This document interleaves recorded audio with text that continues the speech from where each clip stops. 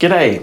In this video, I'm just going to explain how best to provide instructions or feedback to us in your emails when you're requesting any changes or letting us know about any issues on your website, so that you can get the most out of our service and sort of reduce the backwards and forwards and any annoyance with communication problems that might occur from that.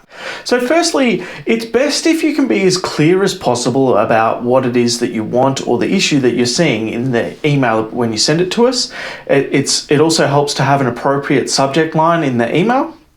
And if it is an urgent issue that is really affecting your business, make sure you put the word urgent in the subject line as well.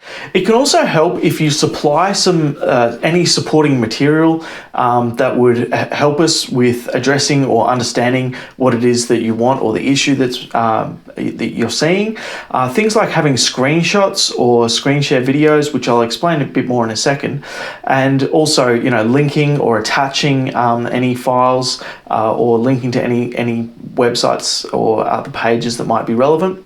It's best as well if you put the images as an attachment. Sometimes they do get lost if they are inside the actual email content itself.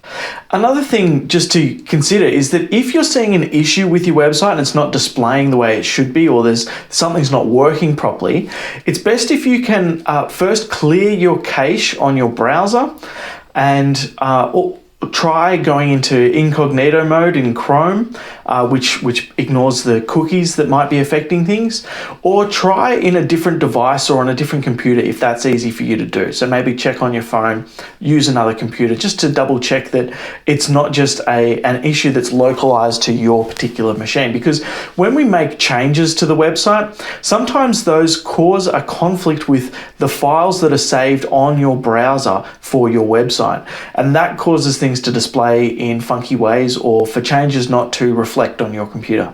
So it's important to just check those things first, and if you can just say, look, I've cleared my cache, I've tried incognito, I'm still seeing this, that really eliminates a lot of the potential issues for us, so we know that we can get straight to what is the core problem here. Now, as well, if you have a few different issues or a few different requests, and it's just a couple, it's best if you can just put them in the body of the email and just outline what it is that you want us to do or need us to address. However, if you have quite a number of changes, and there's a lot of them, and we might need to discuss a couple of them backwards and forwards to get clear on them, or to make sure that we've got the right solution, and if it might sort of need to be tracked over time, then it's best to use a Google Doc, because that way you can just share that Google Doc with us. By the way, when you do share Dropbox files or Google Drive files or Google Docs or Sheets, it's important to make sure that the sharing settings are set to public, and that you paste the share link in the email to us. We don't have a Dropbox account that we use, and so sharing access to a folder doesn't work. And likewise, there can sometimes be issues with sharing access to folders in Google Drive, because our email address that we use for support doesn't have a Google account either. So make the share link public and send us that link in the email. Now, as I mentioned, a really effective way to communicate what it is that you want or the issue that you're seeing is to use a screen share video. And I use this all day, every day in my business, and within the team, we're always using this tool. Loom.com is the best tool around for doing this, because it just makes it so easy. It's a free account, and it adds a little Chrome extension onto your browser, or you can download the app for your computer, which can record the entire screen, and it just records the video as you're walking through or explaining the issue or the change, so we can visually see what it is that you're talking about. And if you're not familiar with the technical terms of some of the elements of the website, it might be easier for you to just explain in your own words over a video like that.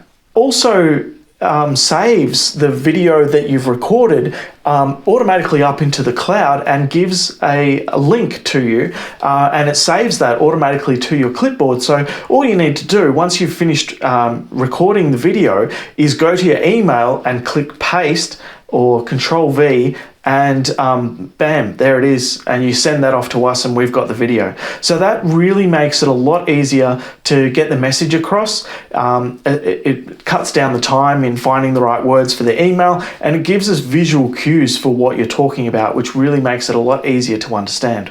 Personally, I just find it a lot easier sometimes to explain something via video than to try and type it out in, and it can be a lot quicker, especially for design things. And with regards to design feedback, if we are making a change to a part of your website that requires a little bit of design, then we'll often use a tool called Envision app. And that is just a flat mock-up image of your page that we're working on, and you are able to use a comments feature which places comments exactly on the parts of the design that you wish to discuss. So that again makes it a lot easier just to have that point of reference as to what it is that needs to change. And it also makes it a lot easier to get that feedback to us, because as soon as you put in that comment onto the design, it sends an email to us, so we've got that and we can work on the changes quickly. So I hope that these have given you some great ideas on how to work best with us and to cut down some of the communication time and just make it a lot easier and smoother. We're also open to feedback, and if you have any other questions about how our service works, feel free to shoot us an email, support@tunedwp.com. Cheers.